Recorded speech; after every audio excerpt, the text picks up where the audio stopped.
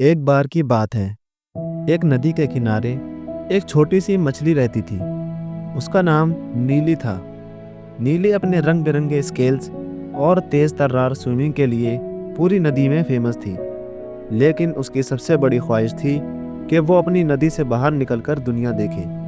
आज की कहानी है नीली की उसी एडवेंचर की, जहां उसने सीखा कि असली खुशी और आनंद अपने घर में ही होता है। एक दिन नीली नदी के किनारे अपनी दोस्तों के साथ खेल रही थी। तभी उसने देखा कि ऊपर आसमान में एक पंछी उड़ रहा था। पंछी ने मछलियों को अपने देश की कहानियां सुनाई, जहां लंबे लंबे हरे भरे पेड़ और गहरे समुंदर थे। नीली को यह सब सुनकर बहुत ही एक्साइटिंग लगा।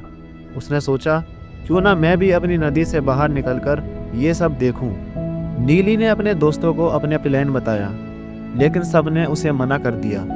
उसमें से एक मछली ने बोला, नीली, बाहर की दुनिया बहुत खतरनाक है, यहाँ हम सब सेफ हैं। लेकिन नीली का मन नहीं माना। उसने ठान लिया कि वो ज़रूर जाएगी। सुबह होते ही नीली नदी के बाहर निकल पड़ी। पहले तो उसने एक झील देखी, जहाँ उसको मिली एक बूढ़ी मछली।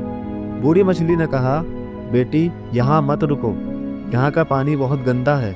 नीली ने उसका शुक्रिया अदा किया और आगे बढ़ गई। आगे जाकर उसने देखा कि एक बड़ा सा बांध बना हुआ है। वहाँ का पानी बिल्कुल स्टिल था, कोई लहर नहीं थी। नीली को वहाँ रहना पसंद नहीं आया, क्योंकि उसे तेज बहने वाली नदी की आदत थी। उसने सोचा, यहाँ तो बिल्कुल मज़ा नहीं है। थक हार कर नीली एक गहरे समुंदर के पास पहुंची। वहाँ उसने देखा कि कितनी बड़ी बड़ी मछलियाँ हैं और कितना गहरा और भयंकर समुंदर है। एक बड़े शार्क ने उससे पूछा, कहाँ से आई हो तुम? नीली ने अपनी कहानी सुनाई।